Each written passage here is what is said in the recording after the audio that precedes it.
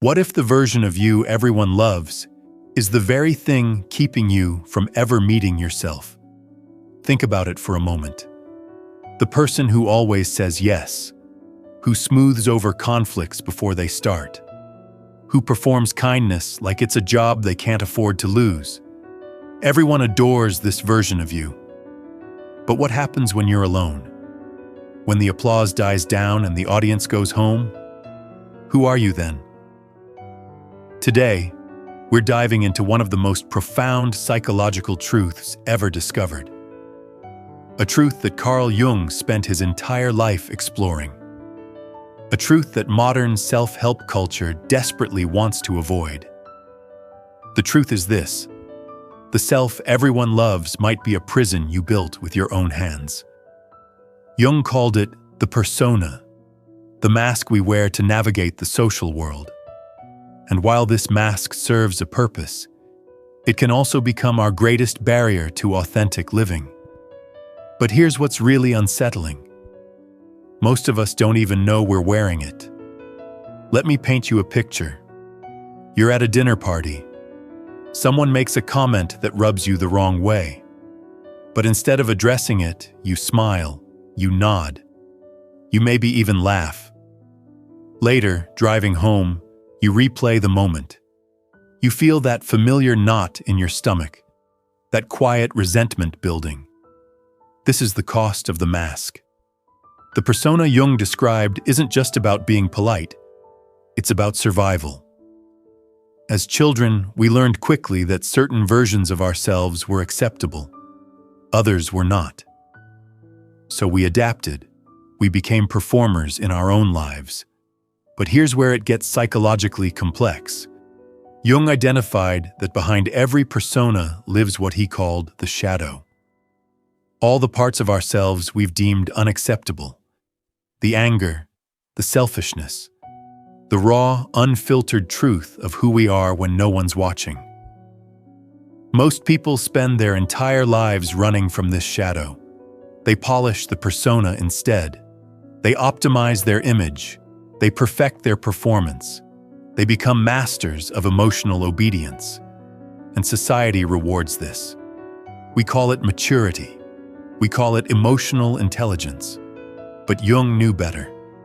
He understood that wholeness, true psychological health, requires integration, not perfection. Let me introduce you to 4 archetypal characters you probably recognize. Maybe you'll see yourself in one of them. First, there's the performer. The performer has turned likability into an art form.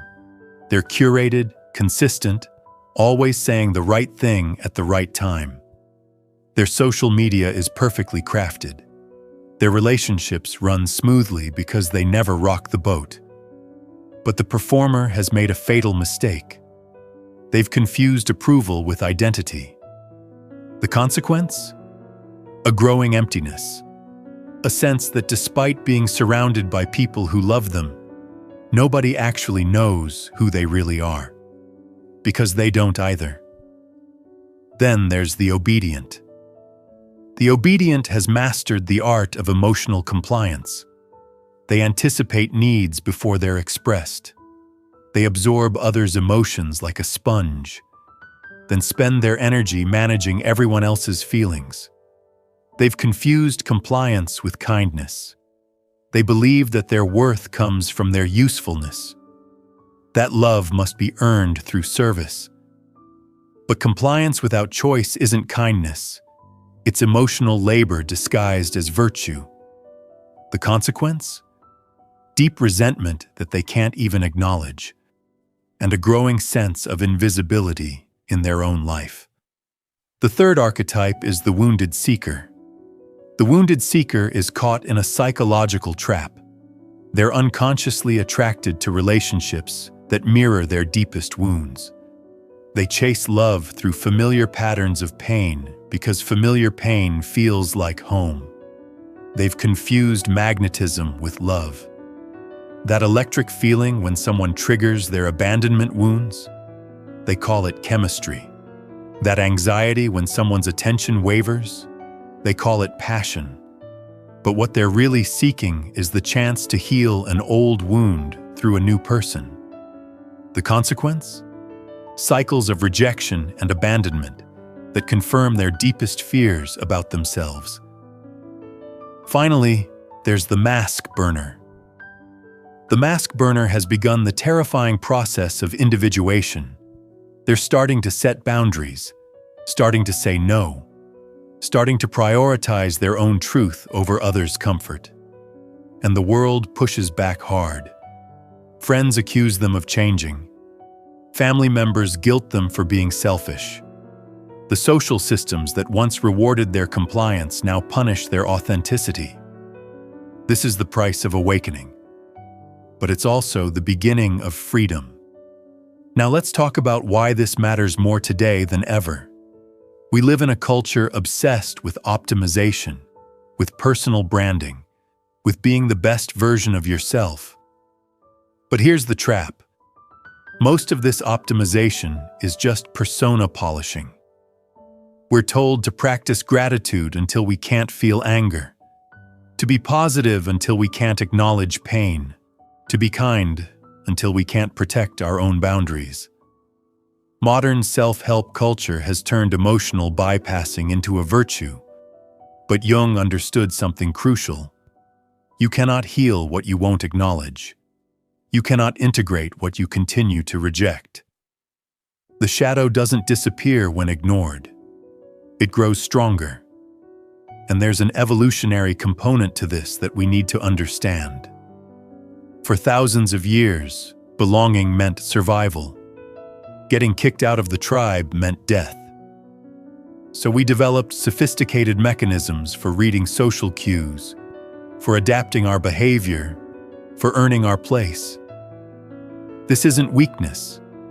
This is evolutionary intelligence. But in our modern world, these same survival mechanisms have become psychological prisons. We're still running from a saber-toothed tiger that no longer exists. The fear of rejection and abandonment, rooted in legitimate childhood survival needs, now controls our adult choices. We confuse the persona with our identity because the alternative feels like annihilation. So what happens if we never take off the mask? Psychologically, we develop what Jung called persona inflation. We become so identified with our role that we lose touch with our essence. The performer burns out from constant performance. The obedient builds resentment that poisons their relationships. The wounded seeker recreates their trauma in every connection. We develop passive aggression because direct expression feels impossible. We achieve hollow victories that leave us feeling empty. We optimize our lives until they become unrecognizable. Relationally, we attract people who love our mask, not our truth. Our relationships become elaborate performances where everyone's playing a character and no one's really home. We become addicted to relationships that confirm our wounds because they feel familiar. We mistake intensity for intimacy, drama for depth. And we wonder why lasting love feels impossible. Existentially, we face the ultimate tragedy. We never truly live. We become tourists in our own existence, watching our life happen from behind a carefully constructed wall of acceptable behaviors. We perform our way through decades, accumulating achievements that belong to someone else. The mask becomes so convincing that we forget there was ever a person underneath. But there's another path, a more terrifying, more beautiful path. Jung called it individuation.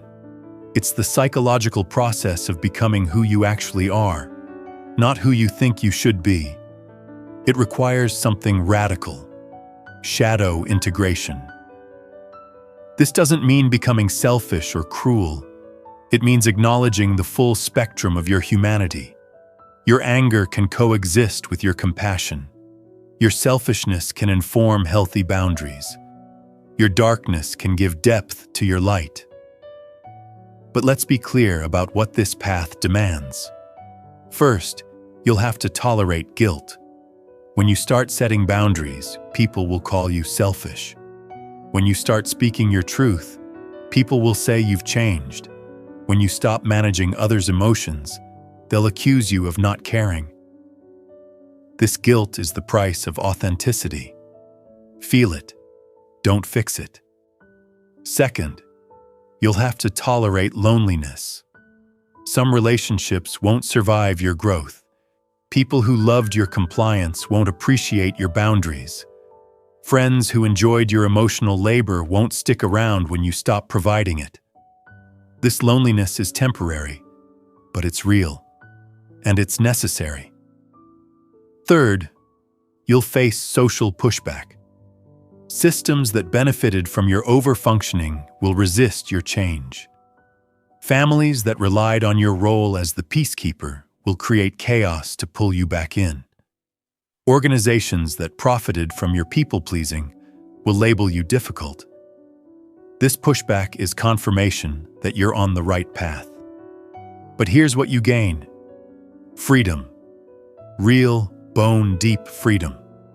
The freedom to feel what you feel without apology. The freedom to want what you want without shame. The freedom to say no without explanation. The freedom to disappoint people without rescuing them. You gain clarity. When you stop performing, you start perceiving. You see people as they are, not as you need them to be. You recognize your patterns before they control you. You understand your motivations without judgment. Most importantly, you gain authentic wholeness, not the sanitized version of wholeness that spiritual bypassing promises. Real wholeness, the kind that includes your scars and your strength, your selfishness and your generosity, your fear and your courage. This is what Jung meant by individuation, becoming undivided, not perfect, whole. So here's your choice. Path A. Keep the mask. Stay consistent, likable, obedient. Continue earning love through performance. Maintain relationships built on what you provide, not who you are. The cost? Lifelong self-betrayal. A life lived in service to everyone except yourself. Path B. Integrate the shadow. Tolerate the guilt, the loneliness, the pushback. Let people see your real face, not your practiced expression. Build relationships based on mutual truth, not mutual need. The reward? Freedom, clarity, and authentic wholeness. A life that actually belongs to you. If you choose Path B, here's where you start. Stop apologizing for your boundaries. Your number doesn't require a justification. Your limits aren't negotiable. Your peace isn't selfish. Let others feel disappointment without rescuing them. Their disappointment is information, not emergency. You don't need to fix their feelings about your choices. You're not responsible for managing other people's emotions. Trade "am I good" for "am I true?" Good is subjective and impossible to maintain. Truth is yours and yours alone. Good seeks approval. Truth seeks alignment. Let the mask burn. Protect your peace like it's sacred. Because it is. Your authentic self isn't a luxury. It's your birthright. The version of you that everyone loves might be keeping you from the person you're meant to become. But that person, your true self, is waiting. Behind every carefully constructed smile, beneath every perfectly crafted response, under every mask you've learned to wear. The question isn't whether you're brave enough to take it off. The question is whether you're brave enough to keep it on.